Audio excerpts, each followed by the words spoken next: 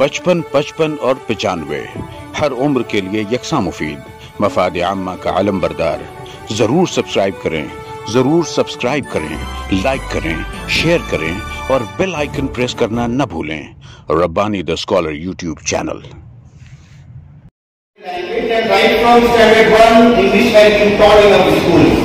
So as a teacher, we need to have competency over English language and our study, because as a student we are in the formative period. Once you succeeded to form very strong foundation in your formative periods, it will be very easy sale when you will actually go into the classroom and you will face your students. So it is important to be confident in English language, and to be confident is not a child's play. It requires a lot of effort, hard work, endeavors and sincerity. Everything can be achieved if we desire to reach up to certain goals. So today I hope whatever will be taken here today in this class, you will take it very seriously and you will plan and chalk out a roadmap in the days to come, that how you have to be a successful English language teacher and how you should want to actually to have the competency over English language. So I hope whatever will be taken today here in this lecture, you will listen to it very carefully. And we also want certain doubts and certain questions from you. If you have certain doubts about any answer, if you are not comfortable about any topic like clauses, like simple compound complex sentence, like prepositions, all these things are the areas where we have certain doubts. So you should feel free during the lecture to ask any of your queries. We would be more than happy to answer your queries. Thank you so much.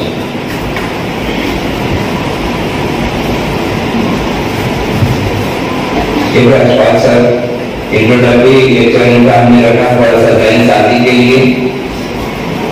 उन्होंने आपको पूरी दावत दी है कि दौरान lecture अगर आपको किसी भी टॉपिक पर कोई डाउट, कोई शक हो तो फील फ्री टू आस्क, बिल्कुल बेफिक्री से आप उनसे सवाल कीजिए, वो आपको क्लियर करके देंगे। हमें आज का सेशन का मकसद यही है कि आपने जो पीटी का पर्चा दिया उसमें आपने आंसर तो लिखा, बहुत से आंसर के बारे में आपको शक होगा कि ये हमने सही किया कि नहीं किया। अगर आपका शक है वहां पे आंसर पर, तो आप उनसे सवाल कीजिए, वो पूरा आपको हल करके देंगे।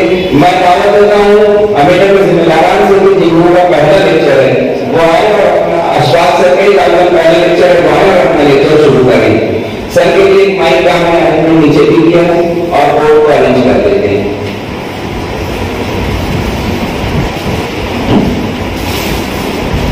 हमने कहा था कि अगर आपको यहाँ पर तो अपने साथ जो है कि पेपर फर्स्ट और पेपर सेकंड की कॉपी होना चाहिए ताकि आपको समझने में आसानी रहे। पेपर हटाने पड़े, पेपर फर्स्ट होगा। देखिए इंग्लिश में पहला जो क्वेश्चन था, what does this idiom mean, पोश पोटैटो। इसका जो जवाब है वो मैं फोर्थ ऑप्शन में दे दी। इडियम जो है, बहुत सारे इंग्लिश के जो इडियम्स होते हैं, इंग्लिश के पेपर में दो चीजें, एक है वोकैबुलरी और दूसरा है ग्रामर। अब वोकैबुलरी में तफसीलात, वोकैबुलरी में सिनोनिम, एंटोनिम्स है, वन वर्ड सब्स्टिट्यूशन है, इडियम्स है, फ्रेजेस है, ये सब चीजों का इसमें क्वेश्चन पूछा जाता है। ये स्टैंडर्ड 1 से लेकर स्टैंडर्ड 12 तक जो हमारी टेक्स्ट बुक्स है, इसके जो लेसन्स में जो इडियम्स आए हुए हैं वो अक्सर इसके बारे में पूछे जाते हैं। अब इडियम जो है वो वेजिटेबल्स पर, जैसे यहाँ पर पोश पोटैटो, ये वेजिटेबल के ऊपर, जानवरों पे होते हैं ब्लैक शीप, कोई ब्लैक शीप होता है और वेरी शेपफुल पर्सन, ऐसी मुख्तलिफ चीजों पर होता है। तो ये इडियम जो है इसकी भी हमको सीखना पड़ेगा, कितने इडियम्स है, सिलेबस में कितने इडियम्स आए और इसका ताल्लुक याद करने से। जितने हम लोग रीडिंग करेंगे, कोई नया उसके इडियम आए तो हम लोग उसको नोट डाउन करके याद करें। इसका ताल्लुक जो स्किल से नहीं है, हमारी मेमोरी से इसको याद करना पड़ेगा। दूसरा जो क्वेश्चन है टेंस आइडेंटिफिकेशन का। टेंस में दो चीजें होती है। कौन कौन सी चीज टेंस बताती है जुमले में? बताइए, आप लोग के जवाब भी मुझको चाहिए। टेंस में कौन सा लफ्ज, जुमले में कौन सा लफ्ज टेंस बताता है? वर्ब बताता है और हेल्पिंग वर्ब। अब हेल्पिंग वर्ब की तफसील हमको मालूम होनी चाहिए। इंग्लिश में कितने हेल्पिंग वर्ब्स हैं? इंग्लिश में हेल्पिंग वर्ब्स कितने हैं? 24। Is, am, are, was, were, do, does, did, have, has, had, will, would, shall, should, can, could, will, might, must, used to, need to, ought to, dare। इसको याद करने के लिए 4 minute लगेंगे। कितने मिनट लगेंगे? 4। अगर आप इंग्लिश के टीचर बनके क्लास में जाएंगे, जब आप बच्चों को बताएंगे कि 24 हेल्पिंग वर्ब है और ये सुनाएंगे और सबको याद करवा देंगे, तो हर बच्चे को 24 हेल्पिंग वर्ब याद हो जाएगा। लेकिन ये याद करना पड़ेगा। जब आपको जबानी याद होंगे तो आप कहीं पर भी हेल्पिंग वर्ब आएगा तो उसको पहचान, तो इसको याद करें। जिसको हेल्पिंग वर्ब नहीं याद है इसको याद करें 24 से। उसके बाद वर्ब की 4 शक्लें होती है। कौन कौन सी होती है? पहला फॉर्म क्या कहते हैं उसको? V1, V2, V3। ये तो हम लोग बोलने के लिए बोलते हैं। इंग्लिश के ग्रामर में ऐसा कोई भी उसका नाम नहीं, वो हमारी याददाश्त नहीं। और हम लोग जो है कुछ लोकल ग्रामर की बुक्स पढ़कर ये समझते हैं कि मुझे ग्रामर आ गया है। हालांकि अभी तक हमको ग्रामर की स्पेलिंग भी लिखते थे। बहुत सारे लोग आज भी ग्रामर में आगे नहीं लिखते हैं, हालांकि दोनों जगह क्या आता है? ए आता है। लेकिन आप 10 लोग से लिखवाएंगे तो उसमें माशाअल्लाह 6 लोग ही से। तो हम लोग जो है वो 15, 20, 30 रुपए की यहाँ की लोकल बुक्स पढ़कर समझते हैं कि मैंने ग्रामर पढ़ा है।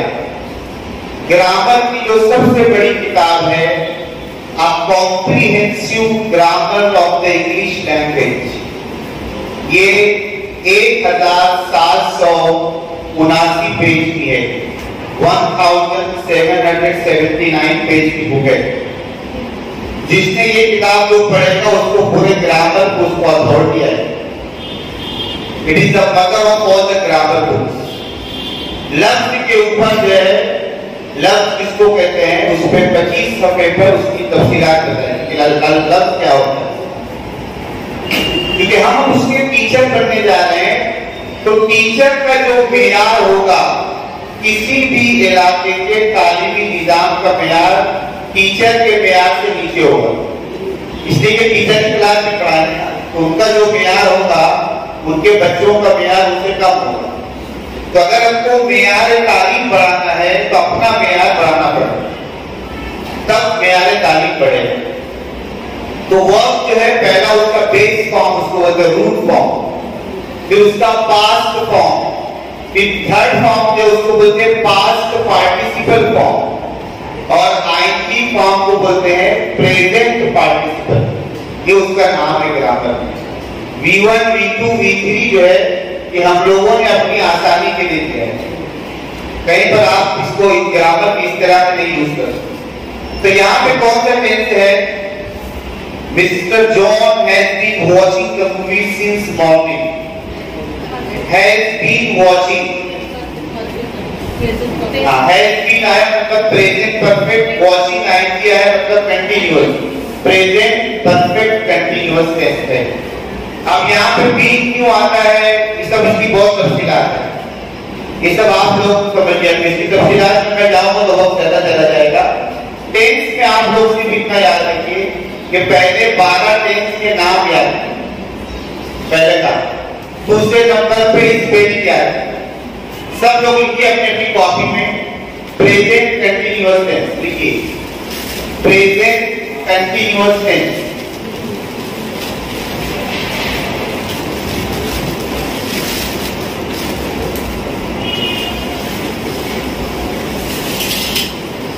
देखिए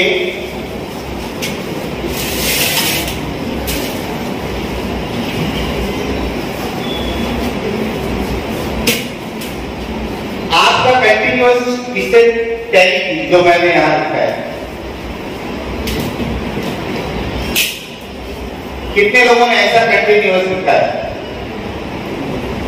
1 2 3 4 5 6 7 8। ये पहले का मैं पूछ रहा हूं, अभी यहां से देख के नकल तो नहीं की। हाँ, कंटिन्यूअस में आमतौर पे ये यू हम लोग नहीं लिखते हैं, और ऐसा 80% लोग करते हैं, यू भूल जाते हैं, क्योंकि हम लोग इंग्लिश को उर्दू के हिज्जे में पढ़ते हैं। जो हमारे उर्दू का हिज्जा है तो हम लोग समझते हैं कि इंग्लिश में भी ऐसा होना चाहिए। हालांकि इंग्लिश और उर्दू के हिज्जे जो है दे आर पोल अपार्ट, एकदम अलग। इंग्लिश में बहुत अलग उसकी तलफ्फुज होता है। तो देखो यहाँ पे, अब आप जब क्लास में बच्चों को कंटिन्यूअस पढ़ाएंगे और इतना बड़ा यू ओ यू लिख के बताएंगे, तो कोई बच्चा बोले मुझे क्लास में कि कंटिन्यूअस की स्पेलिंग है, नहीं बोलेगा, क्योंकि आप इतना बड़ा आपने लिखा है, चौक आपके पास में है और बोर्ड आपके पास है, लेकिन ये स्किल आपके अंदर आना चाहिए, जिसके लिए आपको अपॉइंट किया गया। क्या आप कोई चीज अगर क्लास में डील कर रहे हैं तो what skill you are using to put your content in the minds of your student. Teaching जो एक आर्ट है, everything tin dog and Harry can not be a good teacher. तो सीखिए आप कैसे, जब आप कंटिन्यूअस की स्पेलिंग ऐसे पढ़ाएंगे तो आपकी कोई भी बच्चा कंटिन्यूअस की स्पेलिंग गलत नहीं सीखेगा। तो पहले स्पेलिंग सीखिए, नाम, स्पेलिंग। तीसरे नंबर पे आइडेंटिफिकेशन, पहचान। चौथे नंबर पे कन्वर्जन, एक टेंस से दूसरे टेंस में कैसे बदलते हैं। और पांचवें नंबर पे यूज, के कौन से टेंस का यूज हम लोग कहां करें। पूरी इंग्लिश क्या है मालूम है आपको? टेंसेस अगर आपने पूरा ये सीख लिया जितना मैंने बताया, और हेल्पिंग वर्ब जो 24 मैंने आपको बताया है, ये दोनों के ऊपर आपने अगर जुमले बनाना सीख लिए तो पूरी इंग्लिश आपको आ गई। ये पूरी इंग्लिश है और कुछ भी नहीं। हेल्पिंग वर्ब पे भी जुमले और पूरा टेंस, अगर इतना सब ने आपने सीख लिया तफसील से तो आपको पूरी इंग्लिश आ गई। तो ये टेंसेस का आइडेंटिफिकेशन आप क्या है। उसके बाद third question, select correct alternative for the following. He delivered N inspiring speech. इसका जवाब क्या था? क्या है ये? क्या जवाब इसको बोलिए?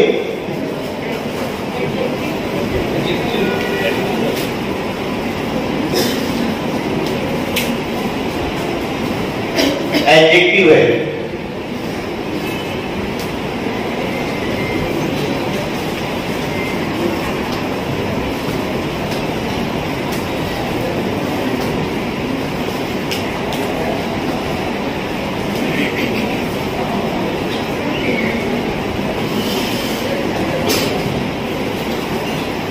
ये जो मैंने तीन जुमले यहां पर लिखे हैं, ये तीनों में कौन सी चीज कॉमन है? राइटिंग। यहां पर भी राइटिंग आया है, यहां पर भी राइटिंग आया है, और यहां पर भी राइटिंग। ये है प्रेजेंट पार्टिसिपल। इसको क्या कहते हैं? Present participle. पहले जुमले में I am writing a story, ये present participle, it is showing a continuous action. ये क्या बता रहा है? यहां पर एक एक्शन बता रहा है जो जारी है। I am writing a story. दूसरे जुमले में where is my writing pad, यहां पर भी राइटिंग आया है, लेकिन यहां पर ये राइटिंग पैड, ये नाउन को वो डिस्क्राइब कर रहा है कि वो वाली पैड के ऊपर लिखा जाता है। तो जब कोई प्रेजेंट पार्टिसिपल किसी नाउन को डिस्क्राइब करता है तो उसको हम लोग कहते हैं वो एज एन एडजेक्टिव यहां पे काम कर रहा है। जैसे यहां पर है एन इंस्पायरिंग स्पीच, तो स्पीच को वो क्या कर रहा है? डिस्क्राइब कर रहा है। स्पीच देखिए बहुत ही इंस्पायरिंग थी, तो वर्ब का आईएनजी फॉर्म प्रेजेंट पार्टिसिपल ये 3 काम करता है। एक तो कंटिन्यूअस एक्शन बताता है, एक एडजेक्टिव का काम करता है, और तीसरे जुमले में writing is a complex activity.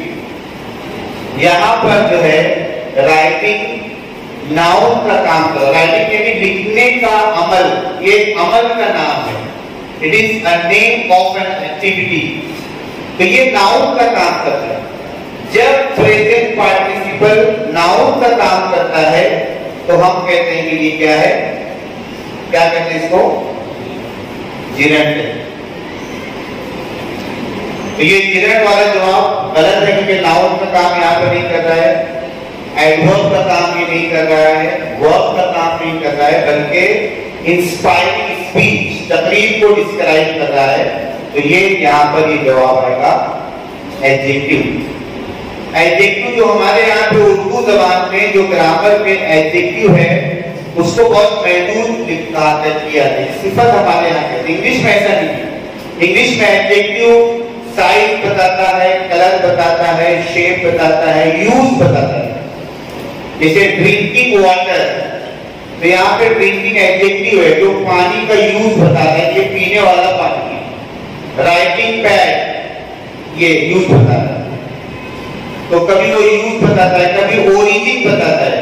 Chinese dish, ये डिश चाइना से है, उसका ओरिजिन। कभी मटेरियल बताता है, वुडन डेस्क, लकड़े का डेस्क, ये मटेरियल बताता है। वैसे 7-8 चीजें एडजेक्टिव बताता है इंग्लिश के। हमारे यहाँ तो उर्दू ग्रामर को उसकी इतनी तफसील नहीं है, लेकिन इंग्लिश में उसकी तफसील है। तो वो आपको जब समझेंगे एडजेक्टिव, जब आप तफसील पढ़ेंगे तो ये चीज आपको समझ में आएगी। इंस्पायरिंग स्पीच, तो यहाँ पर ये जवाब है एडजेक्टिव। एडजेक्टिव के अंदर भी डी जो वो साइलेंट है ना। एडजेक्टिव ऐसे इसको तलफ्फुज़ नहीं किया जाता, एडजेक्टिव डी को साइलेंट पढ़ा जाता है। Ravi is possessed with self-distrust, he is shy and timid, he is diffident। जो चौथा ऑप्शन है, तीसरा ऑप्शन जो है डिफरेंट को मिसप्रिंट हो गया है, उसका जवाब है डिफिडेंट। ये भी वोकैबुलरी का क्वेश्चन। वोकैबुलरी हमको कब हमारी वोकैबुलरी डेवलप होगी, जब हम अच्छे रीडर बनेंगे, न्यूज़पेपर पढ़ेंगे, इंग्लिश की स्टोरीज पढ़ेंगे, पढ़ते पढ़ते कोई नया लफ्ज आएगा उसको अलग से निकालेंगे। फिर एक लफ्ज के कई लफ्ज होते हैं, जैसे आपने एक लफ्ज सीखा डिसीजन, फैसला। अब ये लफ्ज अकेला नहीं है, इसका वर्ब है डिसाइड, इसका एडजेक्टिव है decisive, decision maker, undecided, I am still undecided what to do. ऐसे इससे रिलेटेड बहुत सारे अल्फाज अगर आप सीख लेंगे तो एक लफ्ज आपको नए 2-5 अल्फाज से मुतारिफ करा सकता है। और इसके लिए मैं 2 बुक्स के नाम आपको बता रहा हूँ वोकैबुलरी डेवलप करने की, तो लिख लीजिए वो बुक की आप लोग स्टडी कीजिए। एक बुक है वर्ड पावर मेड इजी।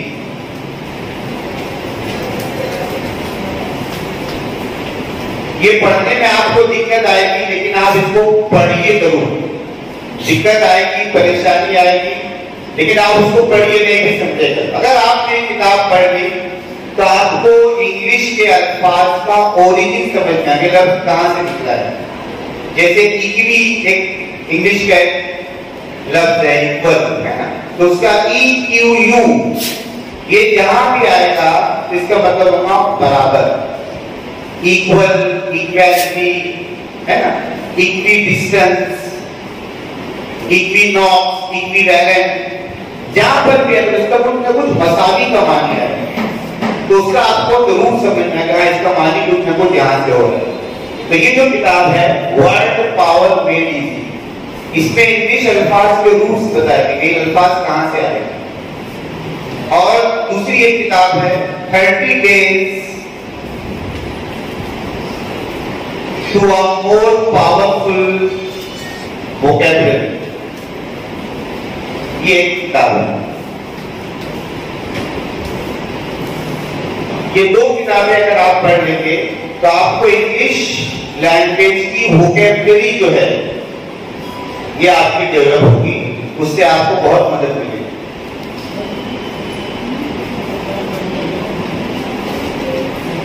तो इसका ताल्लुक जो है हमारी वोकैबुलरी से है। वोकैबुलरी आपकी बढ़ेगी रीडिंग करने से। आप अखबार पढ़िए, नए अल्फाज को ढूंढिए और इस तरीके से ये रीडिंग आपकी होगी। नेक्स्ट 35 क्वेश्चन। No one knows who he is. कौन सा क्लॉज है ये?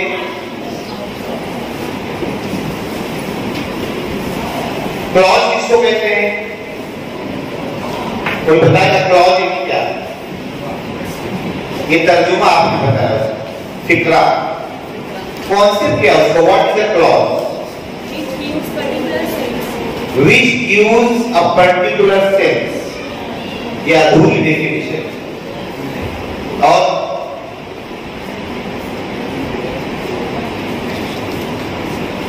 Words are the basic unit of a language.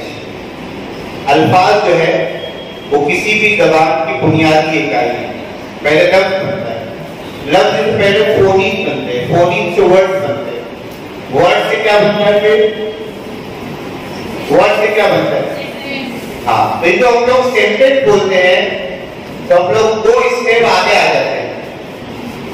Word से हम लोग तो सेंटेंस पिटी छलांग कराते हैं तो दो स्टेप आगे कूद जाते हैं हम लोग। बीच में ये दो स्टेशन छोड़ देते हैं। वर्ड के बाद क्या आता है?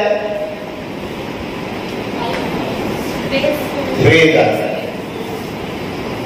फ्रेज के बाद क्या आता है? क्लॉज। और फिर सेंटेंस आता है। हम लोग वर्ड के बाद सेंटेंस में चले जाते हैं। फ्रेज, फ्रेज किसको कहते हैं? फ्रेज तर्जुमा मत बताइए, मुहावरा मत बताइए, ये तर्जुमा हो गया। किसको कहते हैं फ्रेज? या कोई मिसाल आप मुझे बताइए ये फ्रेज है। कोई एक आध फ्रेज बोल सकता है? फ्रेज यानी क्या है?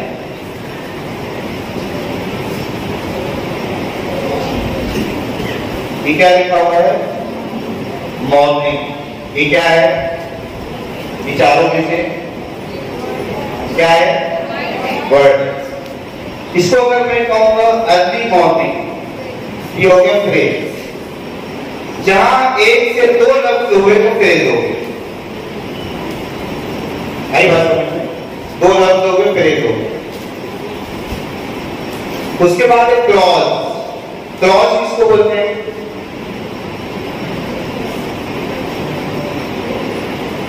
क्लॉज यानी क्या? जो भी आपको जवाब आए, हम लोग सब यहाँ पर डिस्कशन के लिए जमा हुए, किसी का इम्तिहान लेना मकसूद नहीं है। जो भी आपको लगता है कि ये क्लॉज हो सकता है, इसको मैं क्लॉज समझता हूँ, क्योंकि आपके जवाब से हमको अंदाजा होगा कि इसमें और क्या बात कहनी चाहिए। आप जो जवाब दें, सेंटेंस को कंटिन्यू करने के लिए क्लॉज की जरूरत होती है। अच्छा, और बताइए।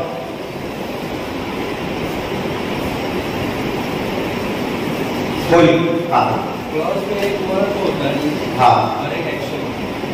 क्लॉज में एक वर्ब होता है और एक एक्शन होता है। We are reaching to the answer gradually. हाँ, इज्तिमाइयत का यही फायदा होता है कि सबकी थोड़ी थोड़ी चीजों से एक मुकम्मल चीज बन जाती है। हाँ, इनकी बात को और आगे कौन ले जाएगा? मतलब एक कदम आगे जवाब है जो उन्होंने यहाँ तक पहुंचा दिया। Clause is a part of sentence with content, verb and subject. Very good. Clause जो है वो जुमले का हिस्सा है। क्लॉज क्या है? पहले ये समझिए कि क्लॉज यानी जुमले का हिस्सा, लेकिन वो जो हिस्सा रहेगा उसके अंदर दो चीज होना चाहिए। एक सब्जेक्ट होना चाहिए और एक प्रीडिकेट होना चाहिए। क्या होना चाहिए? सब्जेक्ट सबको समझता है, उर्दू, इंग्लिश, मराठी, हिंदी, ये कोई ना कोई होना चाहिए। नहीं, फिर क्या? सब्जेक्ट यानी क्या? इंग्लिश जबान में ग्रामर में सब्जेक्ट का मतलब क्या होता है? द डूअर ऑफ एक्शन, काम करने वाला, जो जुमले में काम किया है वो कौन करता है, उसको बोलते हैं सब्जेक्ट। और प्रीडिकेट किसको बोलते हैं? प्रीडिकेट ये क्या? प्रीडिकेट इससे पहले सुने ना लफ्ज प्रीडिकेट, ये पहली बार क्या हजरत? प्रीडिकेट मतलब क्या? प्रीडिकेट मतलब क्या है? इंग्लिश में जो सेंटेंस पैटर्न है ना, वो 7 टाइप के। एक सब्जेक्ट प्लस वर्ब, दूसरा पैटर्न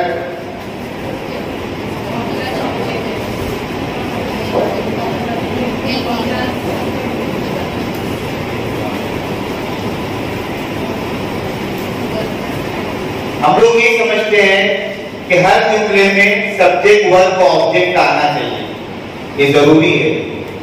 हर जुमले में ऑब्जेक्ट नहीं होता है, कहीं पे ऑब्जेक्ट होता है, कहीं पे कॉम्प्लीमेंट होता है, कहीं पर एडवर्बियल होता है। अब ये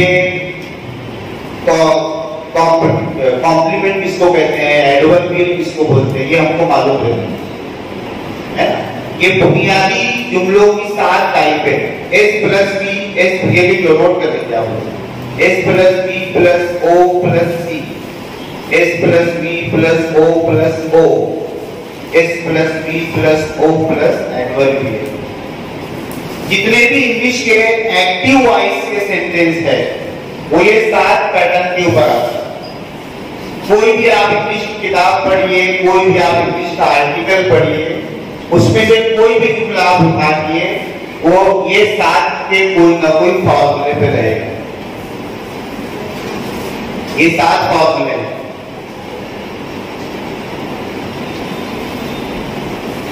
और ये सब चीजें आप लोगों को ज़बानी याद करना है।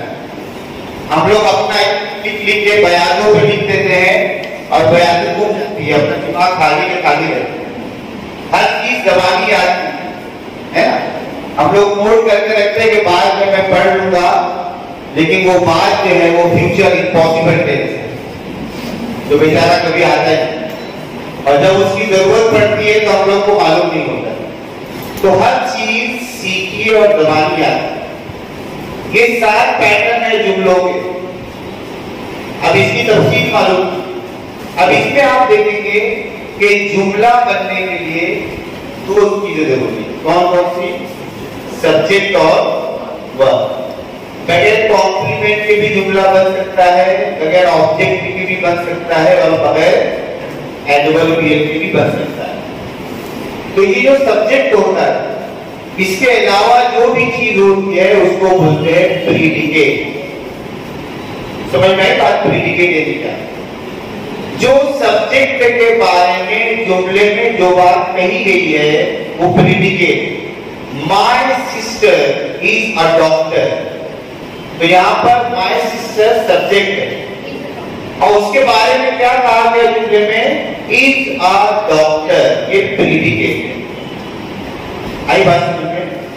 अब प्रीडिकेट कितना भी लंबा चौड़ा हो, लेकिन कोई भी प्रीडिकेट बगैर वर्ब के नहीं बनता। देखिए आप लोग यहाँ पर हर जगह भी है, तो इसका मतलब ये हुआ कि हर प्रीडिकेट में वर्ब का होना जरूरी है।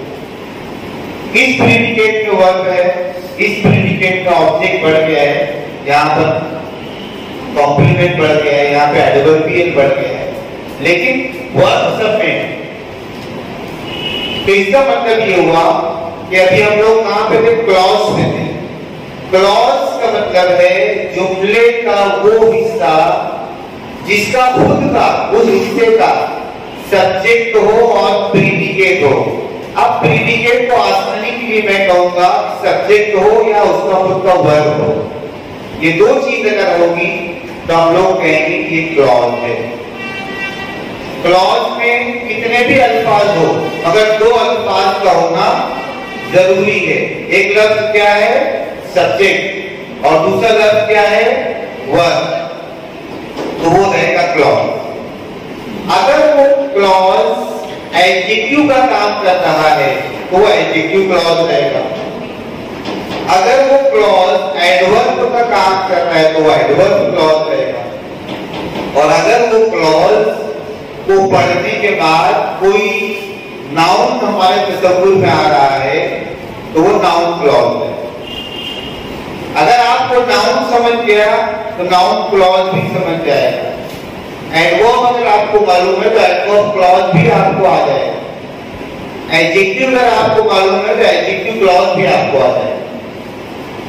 अब हमको मसला हमारे साथ ये है कि एडजेक्टिव की हमको तफसील नहीं मालूम। क्यों नहीं मालूम? तो आप लोग कहेंगे हमको पढ़ाए नहीं स्कूल में, है ना? तो ऐसा तो है नहीं, जितना पढ़ा उतना आपको सब याद है। अगर जितना पढ़ाया गया उतना आपको पूरा याद होता तो हम लोग बोलते वाकई में अगर ये पढ़ाते तो आप ये भी याद करते। तो learning is the responsibility of the learner.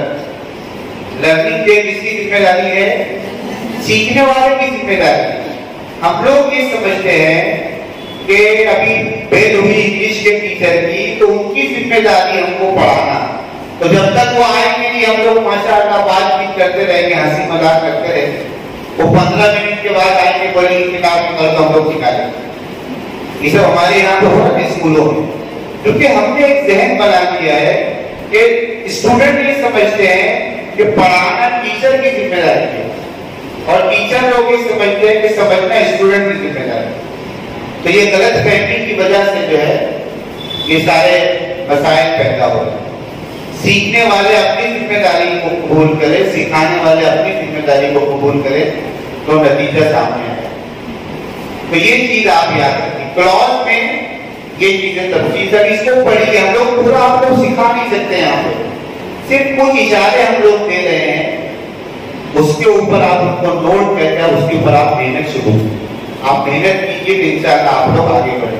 यहाँ पे नाउन क्लॉज शिफ्ट करने की एक टेक्निक ये है कि अगर मेन क्लॉज के वर्ब के व्हाट का जवाब अगर वो है, जो मेन क्लॉज है ना, उसके जो वर्ब है उसके क्या का अगर वो जवाब है तो वो नाउन क्लॉज होता है।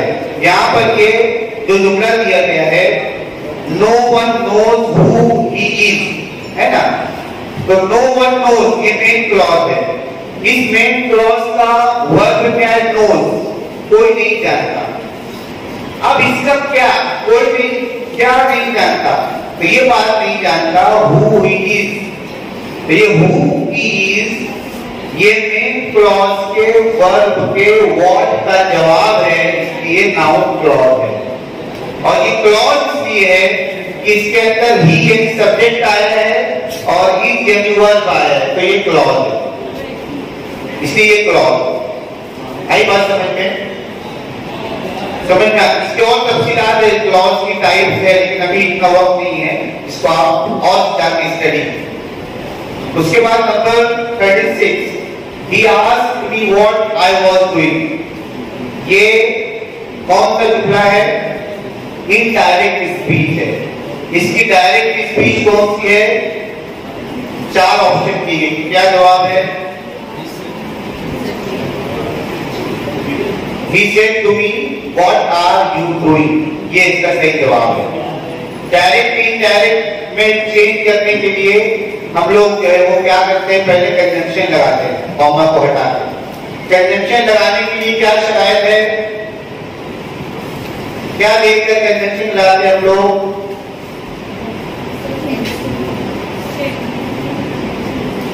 कंजंक्शन जो होता है डैट लगाते हैं ना कभी, कि हमेशा डैट ही लगता है।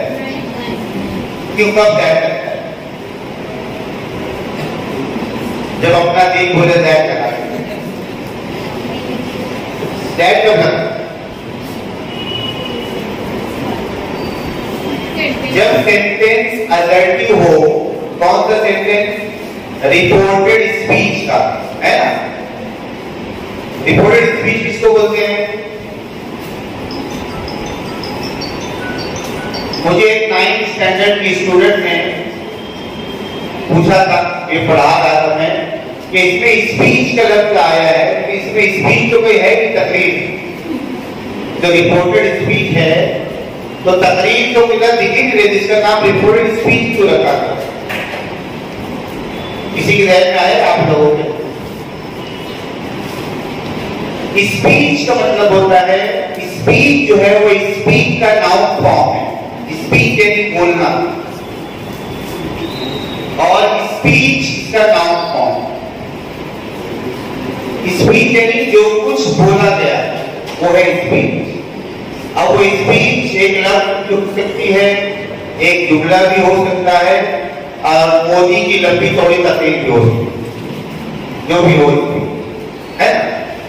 तो वो जो जुमला होता है उसको बोलते हैं speech.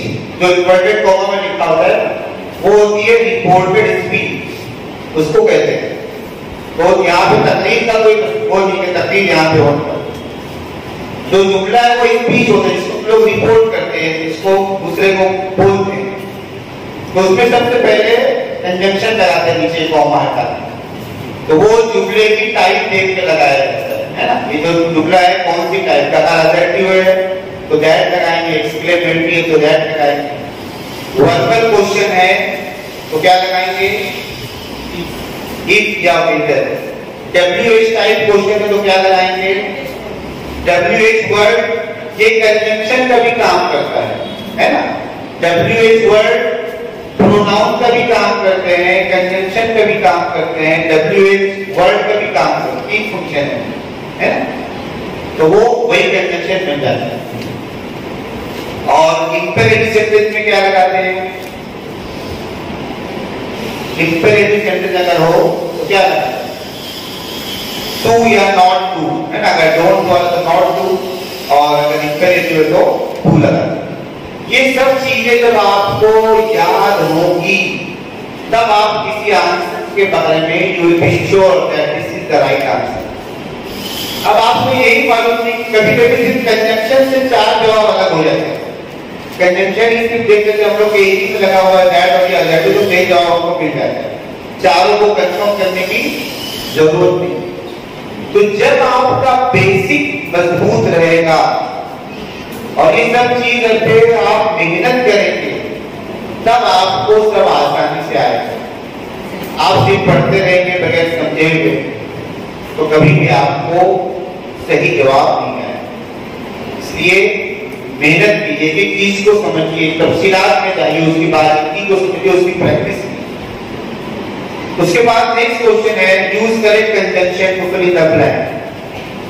The train was delayed dash no one was hurt. क्या है यहाँ पर, बट कंजंक्शन जो होते हैं उसकी तफसीलात अभी और भी बताई जाएगी आपको, है ना।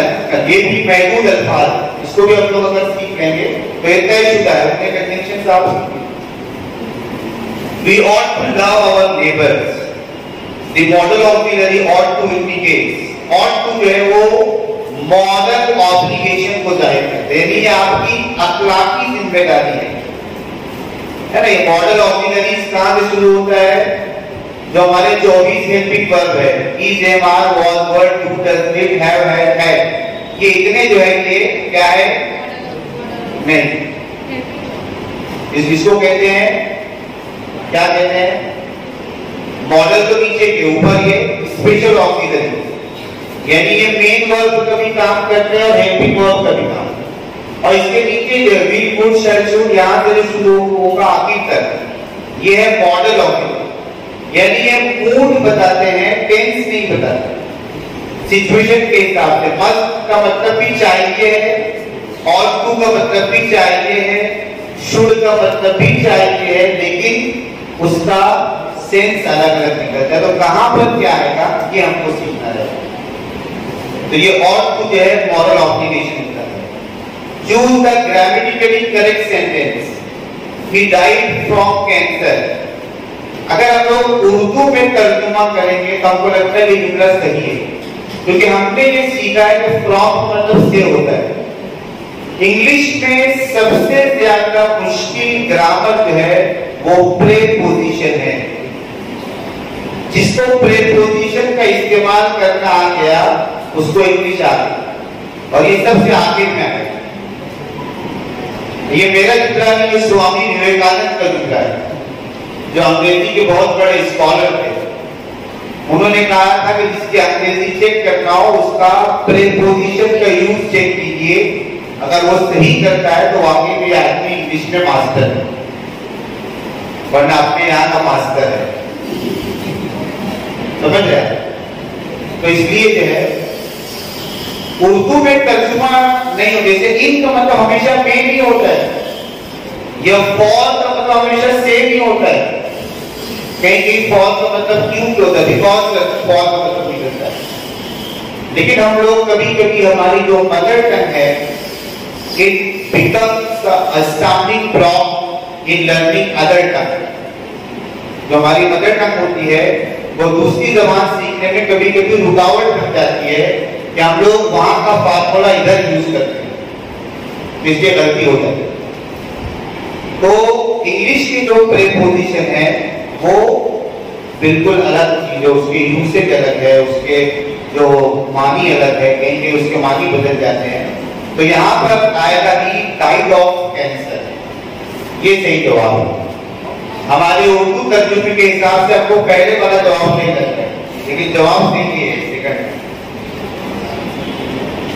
select the correct word which is closest to the meaning.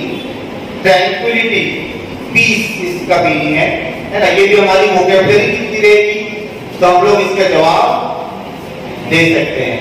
और ये वोकैबुलरी हमको डेवलप करना पड़ेगी रीडिंग के जरिए से, रोजाना मेहनत करके।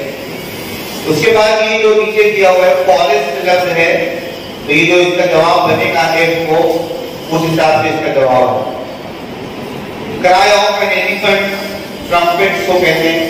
ये भी सब जानवरों में जो तफसीर है। एक बुक है स्टूडेंट्स कॉम्पेनियन, इसमें ये सब किया हुआ है। ये बुक ये दे लीजिए, या इंग्लिश मीडियम की 8th स्टैंडर्ड की स्कॉलरशिप की book, English medium, Urdu medium की नहीं। जो हमारे उर्दू मीडियम की स्कॉलरशिप है उसमें इंग्लिश थर्ड लैंग्वेज के तौर पर है और उसका लेवल लो है। इंग्लिश मीडियम की जो स्कॉलरशिप की बुक है जिसमें English as a first language पढ़ाई, उसकी अगर आप स्टडी करेंगे तो उसमें सब तफसीलात आपको मिलेंगी। ये बुक ले लीजिए, या ये स्टूडेंट्स कॉम्पेनियन, ये एक बुक है। ये बुक, इसमें सब ये तफसीलात, जानवरों की आवाजें, उनके रहने की जगह, सब तफसीलात इसमें। तो यहां से इसकी स्टडी की। Sujata is afraid of Heights, it is called, अब देखिए पहला जो है ना एक्वा, एक्वा यानी पानी को बोलते हैं, है ना? पहला जो ऑप्शन इसमें एक्वा आया है, एक्वा यानी पानी, एक्वेटिक लाइफ, जो भी आप, ये भी इंग्लिश का रूट है, यानी ये जो जिस जबान से लफ्ज आया है वहां का लफ्ज है। उसके बाद एक्रो, एक्रो मतलब हाइट, ये इसका सही जवाब है। उसके बाद एचरोफोबिया, फियर ऑफ डार्क, अंधेरे का डर, ये। और एंथ्रोफोबिया, एंथ्रो बोलते हैं पीपल, लोग, आवाम, लोगों का खौफ, लोगों से डर उसको होता है। अंग्रेजों में बड़ी अजीबो गरीब किस्म की बीमारियां होती जो क्या नहीं पड़ती, तो इसलिए जो है वो उन्होंने तब उसको नाम दिया। तो ये इसका रूट वर्ड, ये जो मैंने आपको बुक का नाम बताया इसमें आपको मिलेगा। वर्ड पावर मेड इजी में और 30 days to a more powerful vocabulary. Noun form of receive, क्या आएगा जवाब इसका? क्या आएगा? बोलिए जरा जोर से ताकि मुझे लगे सब लोग जाग रहे हैं। उसका सही तलफ्फुज क्या है? रिसीव्ड, पी साइलेंट है। क्या है? रिसीव्ड, पी साइलेंट है। हम लोग आमतौर पर रिसिप्ट बोलते हैं, इम्तिहान की रिसिप्ट अभी हमको नहीं मिली है ना, तो रिसिप्ट नहीं, रिसीव्ड, हाँ, पी साइलेंट है। इंग्लिश में बहुत सारे अल्फाज साइलेंट होते हैं, ये भी हमको मालूम होना चाहिए एज अ लैंग्वेज टीचर। एक टीचर जो है कॉलेज में गए, उन्होंने कहा कि आज मैं आपको साइकोलॉजी पढ़ाऊंगा। क्या कहा उन्होंने? तो उधर से उस कॉलेज का दूसरा प्रोफेसर गुजर रहा था, उसको लगा कि कुछ मामला गलत चल रहा है, तो उसने रोक कर वो टीचर को बाहर बुलाया और कहा कि सर आप हुरौन पढ़ा रहे हैं। क्या कहा? सर आप हुरौन पढ़ा रहे हैं। दोनों में बहस थी, दोनों गए हेडमास्टर के पास और वो प्रिंसिपल जो था वो इन लोगों का प्रिंसिपल था, कोई माशाअल्लाह इनके 2 दर्जे आगे होगा। दोनों की बात सुन के उसने कहा कि दरअसल बात ये है कि तुम दोनों की नॉलेज बहुत कम है, इसलिए तुम लोग ऐसी गलती कर रहे हो। इसलिए अपने सबको भी अपनी नॉलेज बढ़ाना है ना, ताकि वो नॉलेज तक आ जाए। तो इंग्लिश में साइलेंट लेटर्स होते हैं बहुत सारे, और ऐसी ऐसी जगह साइलेंट लेटर होते हैं, ऐसा ये बेचारे अपने को धोखा दे देते हैं कि हमको मालूम नहीं होता कि भी जाते हैं, है ना। जैसे एक लफ्ज है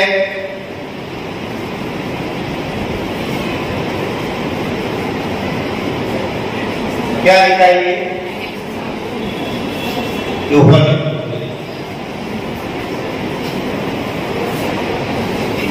क्या लिखा हुआ है? हैंडसम हम लोग इसको बोलते हैं, लेकिन इसमें डी जो है वो साइलेंट है। हैंडसम, ये क्या है? Handsome, not handsome. लेकिन हम लोग हैंडसम पढ़ते हैं और किसी को गुमान भी नहीं होता है कि इसमें डी साइलेंट होगा, है ना। तो इंग्लिश जो है बहुत ही बेभरोसा जबान है, वो कहाँ पे हमको धोखा देने की मालूम नहीं, इसलिए हमको जो है वो तैयारी से जाना चाहिए क्लास में।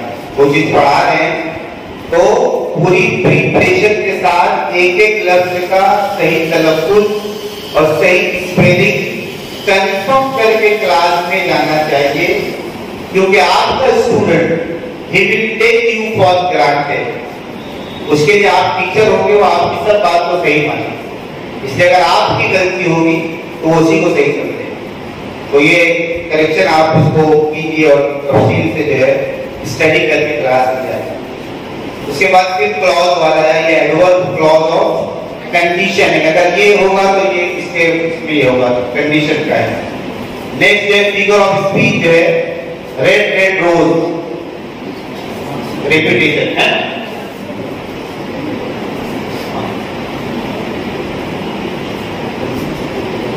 नेक्स्ट हाँ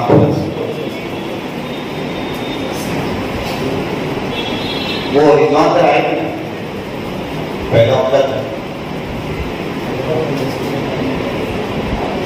से आगे, यहाँ से आप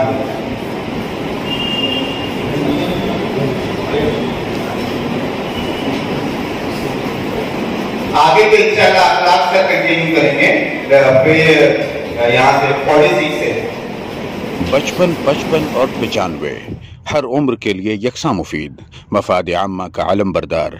ज़रूर सब्सक्राइब करें, ज़रूर सब्सक्राइब करें, लाइक करें, शेयर करें और बेल आइकन प्रेस करना न भूलें।